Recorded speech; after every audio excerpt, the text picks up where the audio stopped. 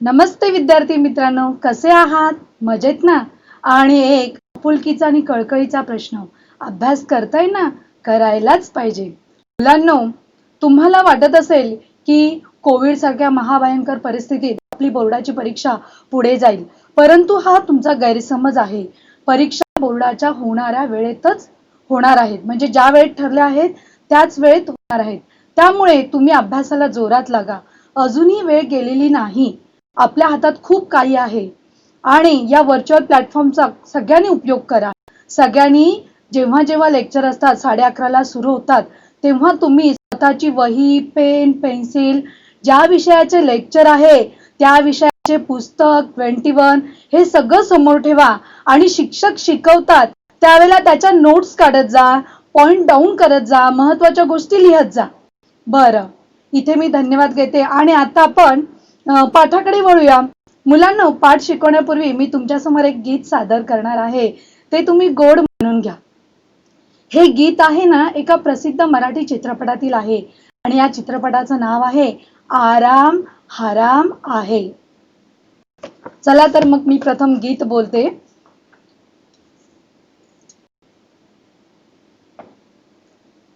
आकाशी झेप घे रे पाखरा, आकाशी झेप घे रे पाखरा, सोडी सोन्याचा पिंजरा, सोडी सोन्याचा पिंजरा. तुझ भवती वैभव माया, फळ रसाळ मिळते खाया. तुझ भवती वैभव माया, फळ रसाळ मिळते खाया. सुख लोलुप झाली काया, हा कुठवर वेडा घेसी आसरा. सोडी सोन्याचा पिंजरा, सोडी सोन्याचा पिंजरा. तुझ पंख दिले देवाने, कर विहार सामर्थ्याने. तुझ पंख दिले देवाने, कर विहार सामर्थ्याने.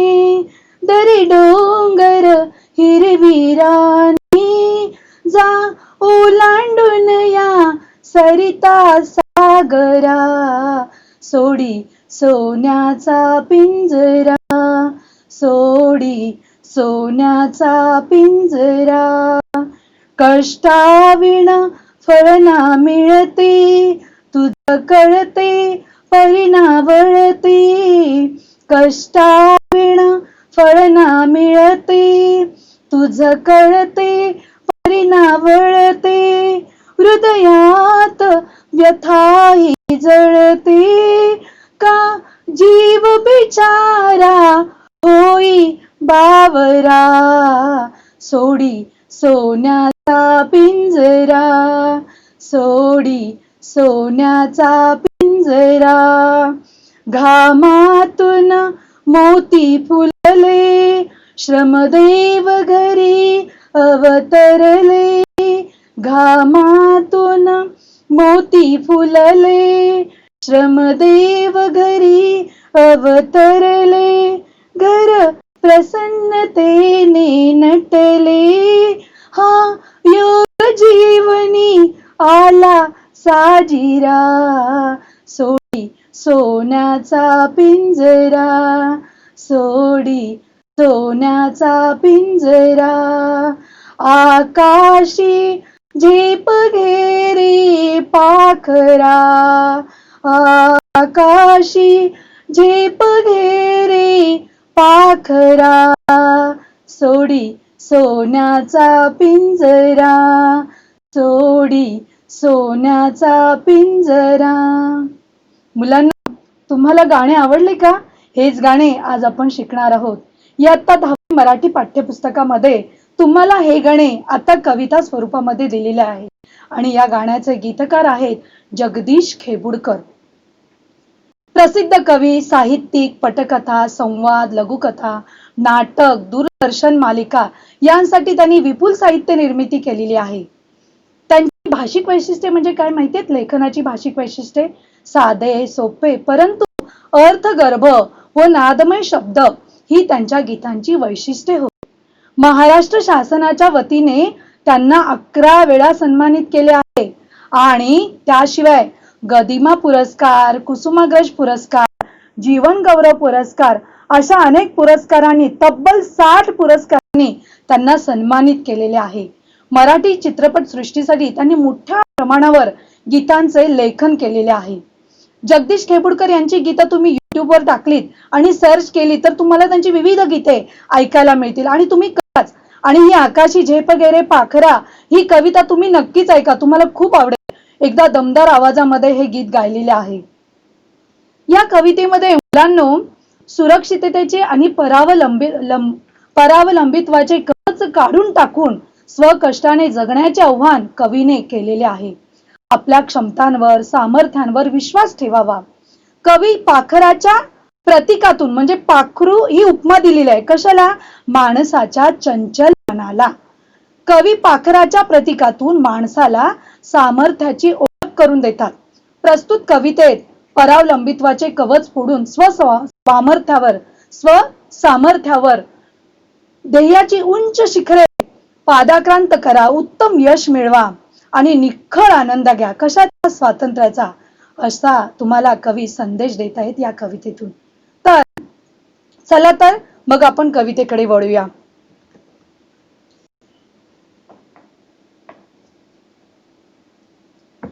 आकाशी झेप घेरे पाखरा सोडी सोन्याचा पिंजरा.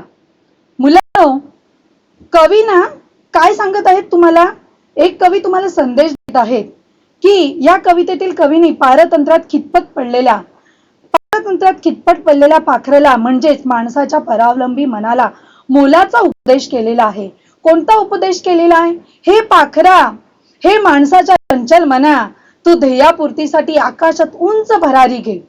कळलं का? हे माणसाच्या चंचल मना, तुझ्या ध्येयापूर्तीसाठी तू आकाशात उंच भरारी घे. सत्ता, संपत्ती याने तू वेढलेल्या पिंजऱ्यामध्ये जो अडकून बसलेला आहेस, या पिंजऱ्याचा मोह सोडून दे आणि हा सोन्याचा पिंजरा जो काही तुझ्या इच्छाशक्तीला, तुझ्या प्रगतीला आड येत आहे, त्या पिंजऱ्यातून तू मुक्त हो, स्वतंत्र हो आणि आकाशात उंच भरारी घे. हा एक मोलाचा उपदेश कवीने केलेला आहे या 2 ओळीतून. पारतंत्र्याचा त्याग कर आणि स्वातंत्र्याचा तू काय घे रे? आनंद घे. बघ तुला कसं वाटेल. तुझ भवती वैभव माया, तुझ भवती वैभव माया. वैभव म्हणजे काय रे? समृद्धी. माया म्हणजे पैसा. फळ रसाळ मिळते खाया. फळ सुख तुला लाभत आहे. फळ रसाळ मिळते खाया. रसाळ फळ म्हणजे काय? सुखाचे फळ. सुख लोलुप झाली काया. काया म्हणजे काय? शरीर. आणि सुख लोलुप म्हणजे सुखाने तू काय झालेला आहेस? खितपत केलेला आहेस. त्या सुखामध्ये तू लोळत आहेस. हा कुठवर वेडा घेसी आसरा. हे पाखरा, आता तू मोह, माया, पैसा, अडका, संपत्ती यांच्या गराड्यात काय झालेला आहेस? तू घेरलेला आहेस आणि तुला सुखाचे फळ खायला मिळत आहे. अगदी आयतं मिळत आहे. कोणतेही कष्ट न घेता, कोणताही त्रास न घेता तू सुखाचं फळ आनंदात उपभोगत आहेस. परंतु तुला माहित आहे का पुढे काय होणार आहे ते? हे तू आयतं मिळवलेलं सुखाचं फळ आहे, कष्टाविना मिळवलेली ही जी संपत्ती आहे, ती तू किती वेळ त्या संपत्तीवर जगणार आहेस? कारण ही संपत्ती, हे सुख चिरकाळ टिकणार नाही. हे तुला अनंत काळ सुख देणार नाहीये. त्यामुळे तू काय कर? या सुखाचा आश्रय लवकर संपणार आहे. त्यामुळे हे वेड्या मना, तू काय हो? जागृत हो. हे आयतं मिळणारं सुख तुला घातक आहे, तुझ्या प्रगतीला बाधक आहे.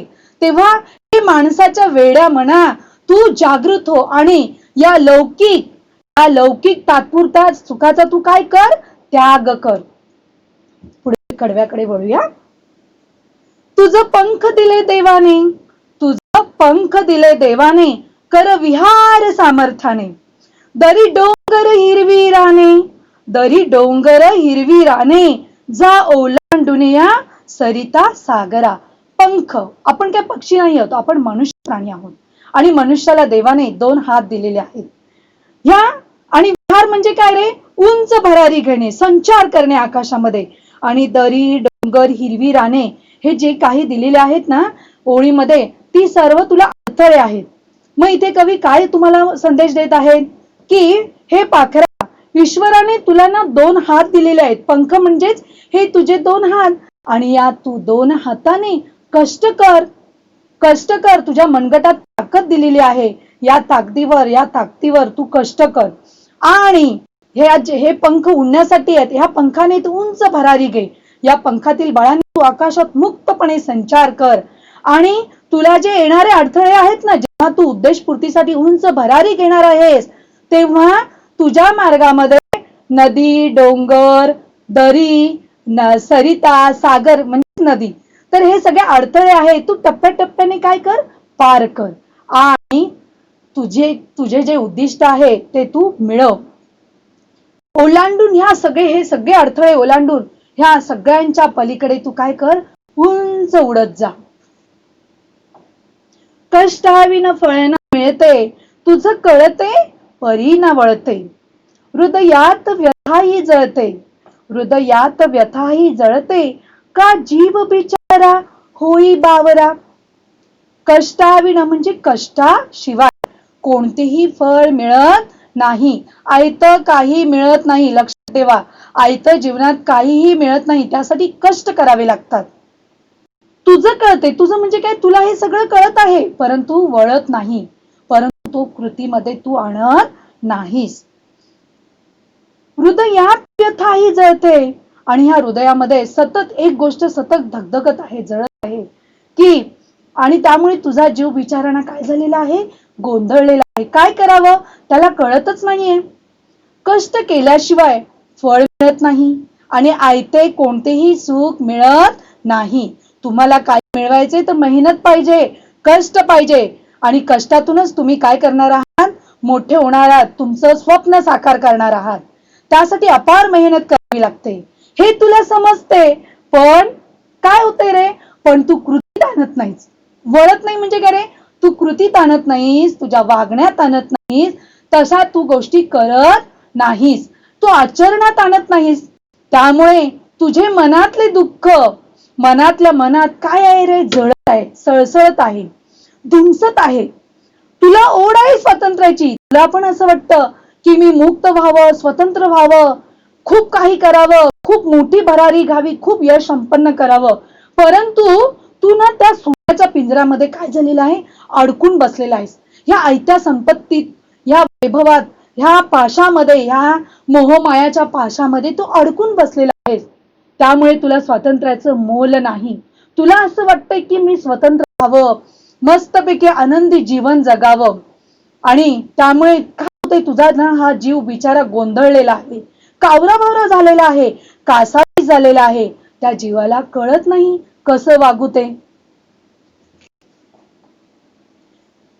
घामातून मोती फुलले, श्रमदेव घरी अवतरले.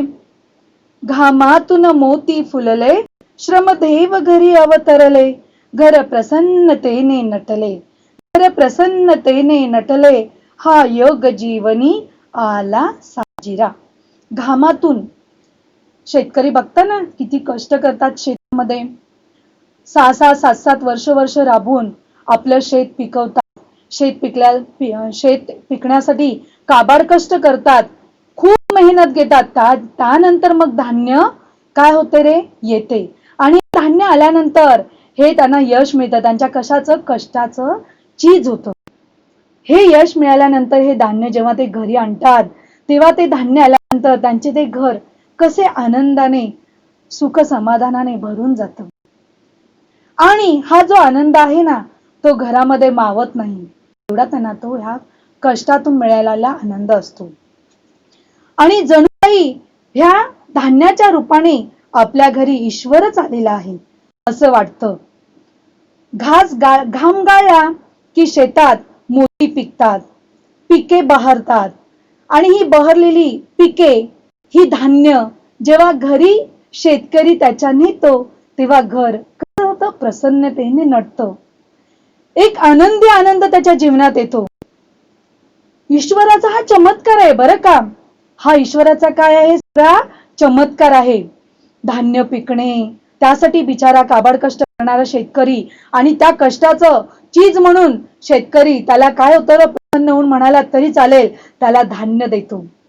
त्याचं ती चीज आहे कष्टाचं. आणि हा ईश्वराचाच चमत्कार आहे. कष्ट करून घरात येणारे धान्य म्हणजेच ईश्वराचा काय आहे, चमत्कार.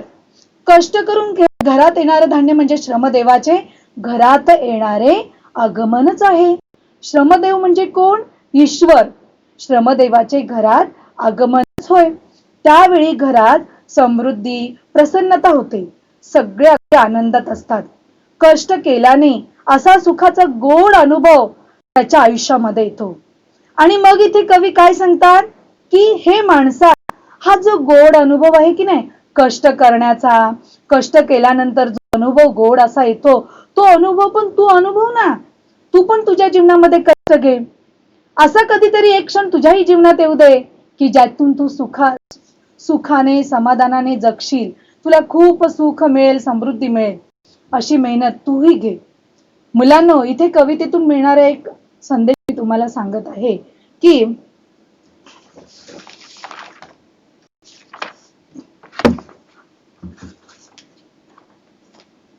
कवितेतून मिळणारा एक संदेश मुलांना ऐका, की माणसाने कष्टावर, प्रयत्नांवर विश्वास ठेवावा. माणसाने कशावर विश्वास ठेवावा, कष्टावर, प्रयत्नावर. असेल हरी, असेल हरी तर देईल खटल्यावरी. असं म्हणतो ना आपण, की काही काम नाही करायचं, अगदी ऐकतं पाहिजे आणि देवाला बोलायचं, देवा दे हरी पलंगावरी, देवा आम्हाला सगळं काही दे. देव देईल का रे तुम्हाला, देईल का, नाही देणार. कारण देव पण बघत असतो, निरीक्षण करत असतो. देव म्हणजेच आपले प्रयत्न असतात, लक्षात ठेवा. देव म्हणजेच काय असतात, आपले प्रयत्न, आपली इच्छाशक्ती, आपले ध्येय असतं. आणि प्रयत्न केल्याशिवाय फळ मिळत नाही, कष्टाशिवाय फळ मिळत नाही. दे हरी खटल्यावरी असं म्हणाल तर तुम्हाला काही मिळणार नाही. नशिबाने काही मिळत नाही. काही लोक म्हणतात, नशिबात असेल तर होईल, नशिबात असेल तर मला मिळेल. नाही मुलांनो, नशीब नसतं इथे. इथे तुमचे प्रयत्न असतात. तुम्ही प्रयत्न केलात ना, सगळं काही मिळेल तुम्हाला, सगळं काही मिळेल. नशीब कोण घडवत असतो, आपण. आपले हात आपण स्वतः घडवत असतो. केवळ देहाला तृप्त करणारी सुखे महत्वाची नसतात. ह्या सगळ्या भौतिक गोष्टी असतात आणि त्या क्षणभंगुर असतात. आयतं मिळालेली सुख, आयती मिळालेली इस्टेट, आयती मिळालेली संपत्ती, दुसऱ्याच्या जीवावर बडाया मारणे, मजा करणे, हे सगळं ना मुलांनो क्षणभंगुर आहे. ते चिरकाळ टिकणारं नाही. तुम्हाला आयुष्यात काही बनायचं असेल, मोठं व्हायचं असेल, तुम्हाला स्वतःचं असं काही अस्तित्व निर्माण करायचं असेल, स्वतःच्या क्षमतांना वाव द्यायचा असेल, तर स्वप्रयत्नाने, स्वकष्टाने ते मिळवा, मोठे व्हा. आणि त्यासाठी प्रयत्न करा. आकाशात उंच भरारी घ्या म्हणजे काय, खूप प्रयत्न करा.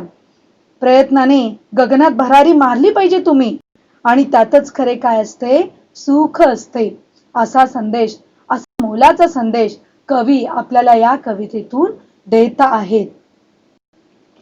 मुलांनो, कविता तुम्हाला समजली असेल, कवितेचा भावार्थ कळला असेल, आणि तो कितपत कळला आहे यासाठी मी तुमची परीक्षा घेणार आहे. म्हणजेच काय, या कवितेवरील स्वाध्याय. मुलांनो, कवितेचा भावार्थ आपण ऐकला, समजून घेतला, कितपत समजला आहे हे आता आपण स्वाध्यायाद्वारे बघूया.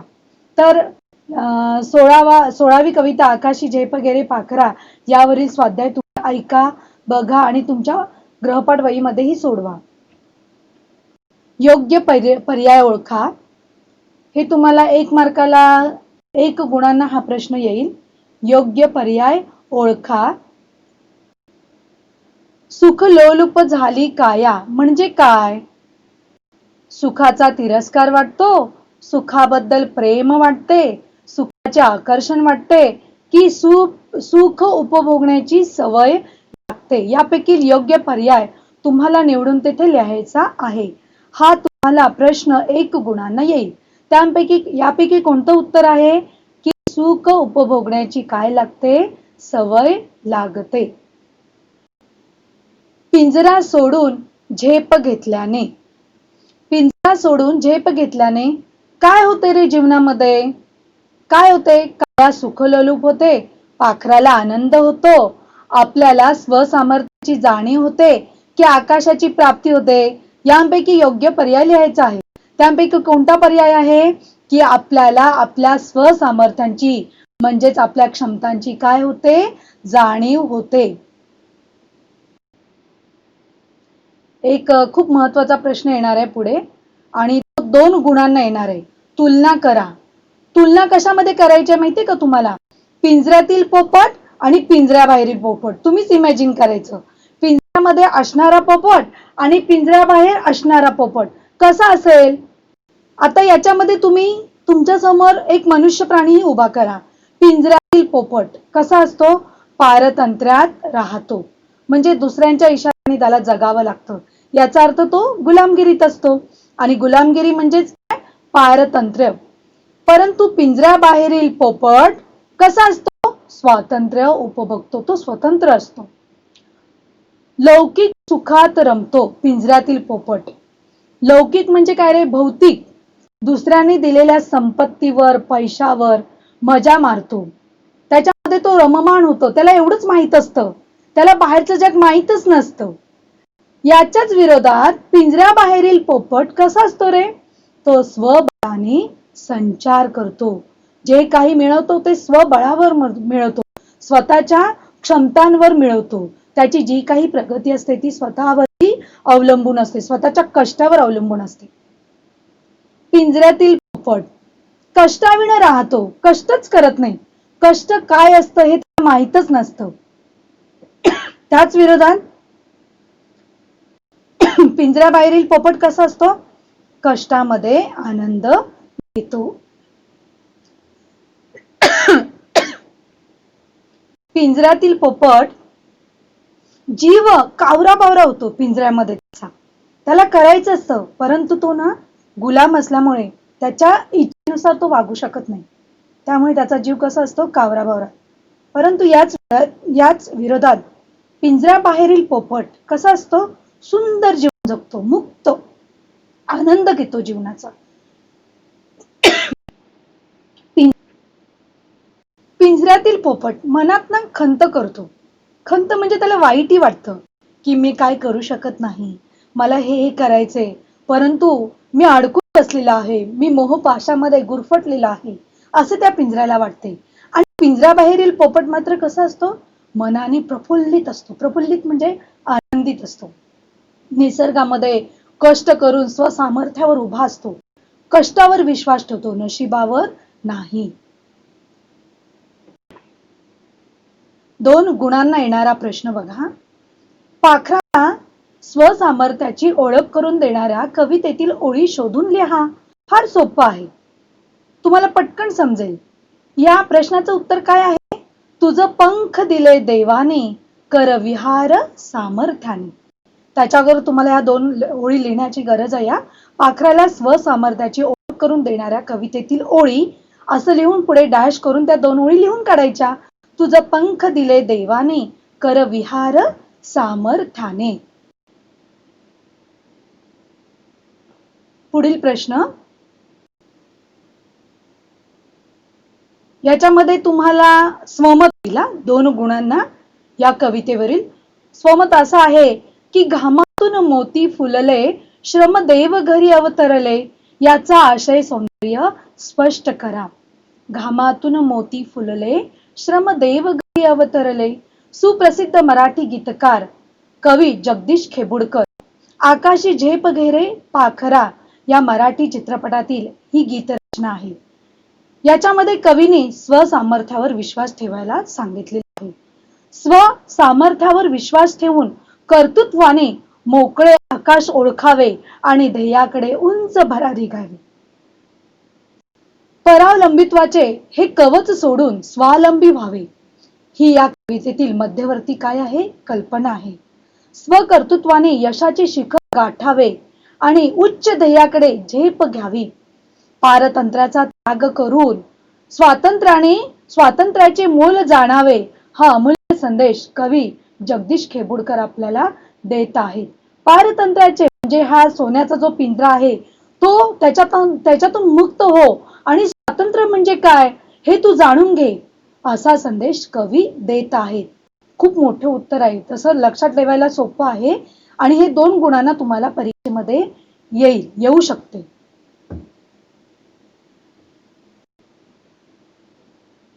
खालील ओळींचे रसग्रहण करा.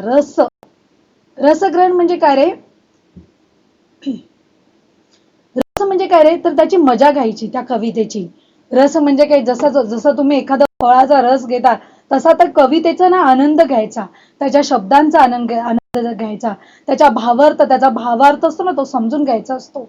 खालील ओळींचे रसग्रहण करा. घामातून मोती फुलले, श्रमदेव घरी अवतरले. वरील ओळींमध्ये कवीनी श्रमाचे महत्व सांगितलेले आहे. कष्ट केल्याशिवाय फळ मिळत नाही. अविरत प्रयत्न आणि काबाड कष्ट करून जेव्हा शेतकरी शेतात राबतो तेव्हा त्याला मोत्यांसारखे काय मिळते रे? पीक मिळते.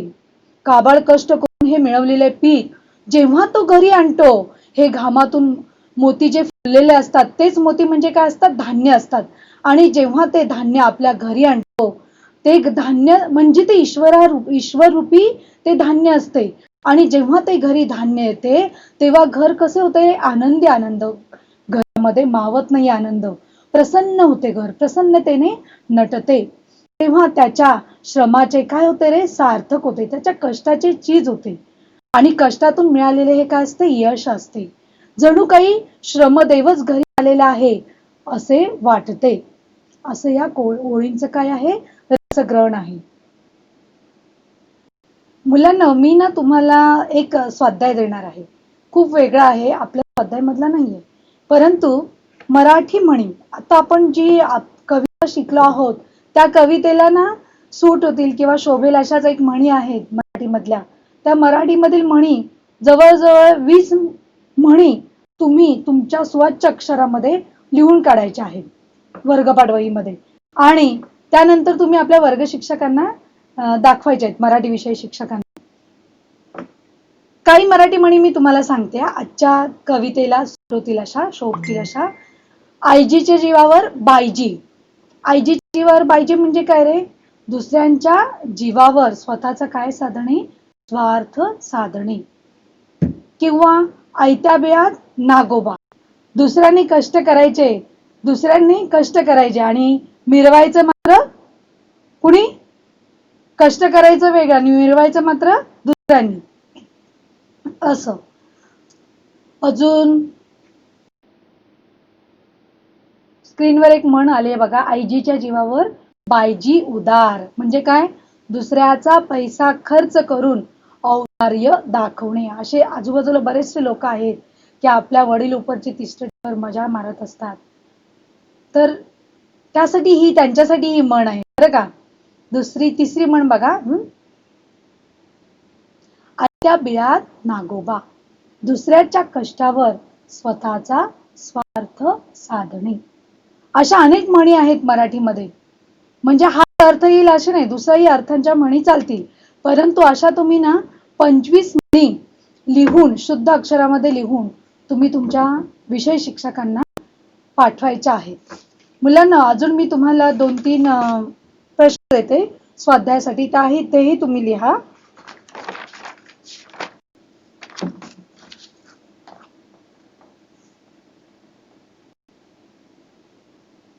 पुढील कवितेसंबंधी त्याखाली दिलेल्या मुद्द्यांच्या आधारे कृती सोडवा. कशी कृती सोडवायची? म्हणजे ना पाच कृती येतील तुम्हाला. प्रस्तुत कवितेचे कवी कोण आहेत? जगदीश खेबुडकर. कवितेचा रचना प्रकार. कवितेचा रचना प्रकार, अनेक रचना प्रकार असतात, त्यापैकी आपली कविता गीत रचना प्रकारामध्ये मोडते. कवितेचा काव्य संग्रह. हा एक चित्रपटातील काय आहे? गीत आहे. कवितेतून व्यक्त होणारा भाव. कोणता भाव व्यक्त होतो यामध्ये कवितेमध्ये? की स्वसामर्थ्यावर विश्वास ठेवून स्वातंत्र्याचे मोल जाणण्याची प्रेरणा देणारा भाव या कवितेतून व्यक्त होत आहे. कवितेच्या कवींची लेखन वैशिष्ट्ये. जगदीश खेबुडकर यांची लेखन वैशिष्ट्ये आपण प्रस्तावनेमध्ये घेतलेली आहेत. कशी आहेत त्यांची लेखन वैशिष्ट्ये, कोणती आहेत की द्रुपद व कडवी अशी या गीताची काय आहे, सुटसुटीत रचना आहे आणि रसाळ शब्दकळा आणि व नेमके मर्म सांगणारी काय आहे रचना, ह्या कवितेची प्रमुख वैशिष्ट्य आहे. पिंजरा हे पारतंत्र्याचे काय आहे रे प्रतीक आहे, तर पाखरू हे कशाचे प्रतीक आहे, चंचल मनाचे प्रतीक आहे. दर्या, डोंगर, सरिता, समुद्र हे अडथळ्यांचे प्रतीक आहे. हे त्याच्या मार्गामध्ये येणारे काय आहेत, टप्प्याटप्प्याने येणारे अडथळे आहेत. तर ही सर्व अडचणींची प्रतीक आहेत आणि सर्वसामान्य लोकांना सहज कळतील, आशय थेट मनाला भिडेल अशी ही साधी सोपी सरळ रचना वापरलेली आहे कवितेमध्ये. फळ रसाळ मिळते याप्रमाणे कवींनी अनुप्रासांचा सुंदर उपयोग केलेला आहे. ती ओळ तुम्हाला पण आवडत असेल, फळ रसाळ मिळते खाया. एकूण ही कविता रसाळ आणि कशी आहे, प्रासादिक बनलेली आहे. कवितेची मध्यवर्ती कल्पना काय आहे, ही कविता मध्यवर्ती म्हणजे एक एकंदरीत सारांश काय आहे कवितेचा, तो तुम्हाला लिहायचा आहे. तो कसा लिहिणार की स्वतःच्या क्षमतांवरती, स्वतःच्या सामर्थ्यांवरती मनुष्याचा अढळ विश्वास असावा. नशिबावरती माणसाने भरोसा ठेवू नये, प्रयत्नांवर भरोसा ठेवावा, त्यासाठी प्रयत्न करावे. ध्येयाकडे आपण पोहोचणारच आहोत याची मनोमन खात्री करावी. म्हणजे ना स्वतःवरतीच विश्वास असावा की मी माझं ध्येय गाठेन. स्वतःच्या मनाला मुक्त आणि स्वतंत्र ठेवावे. नेहमी दुसऱ्यांच्या गुलामगिरीत किंवा दुसऱ्यांचं म्हणणं ऐकून त्याप्रमाणे वागू नये. स्वतःच्या मनासारखं वागावं, म्हणजेच काय रे, स्वतंत्र राहावं. सुखलोलुप मध्ये मनाला अडकून देऊ नये. सुखलोलुप म्हणजे आळशी बनू नये. दुसऱ्यांच्या आयत्या संपत्तीवर किंवा पैशावर जगू नये. असा जर जगला तर तो आळशीच बनणार, स्वतःच्या क्षमतांना तो विसरून जाणार. आणि स्वातंत्र्याचे महत्व त्यांनी काय केले पाहिजे, ओळखले पाहिजे. त्याला जाणीव झाली पाहिजे की आपण स्वतंत्र व्हावं, स्वतंत्र जगावं, मुक्तपणे आकाशात विहार करावं. ही या कवितेची काय आहे, मध्यवर्ती कल्पना. कवितेतून व्यक्त होणारा विचार कोणता आहे की माणसे अनेकदा दैवाच्या आहारी जातात. समजलं का? जेव्हा मनुष्य काय करतो, कष्टांना त्याला कष्ट करायचे नसतात किंवा काही आयतं म्हणजे अगदी पटकन पैसे मिळवायचे असतात, तेव्हा तो काय करतो, दैवाच्या आहारी जातो किंवा अंधश्रद्धेच्या आहारी जातो आणि मग नको ते काय करतो, कर्म करून ठेवतो.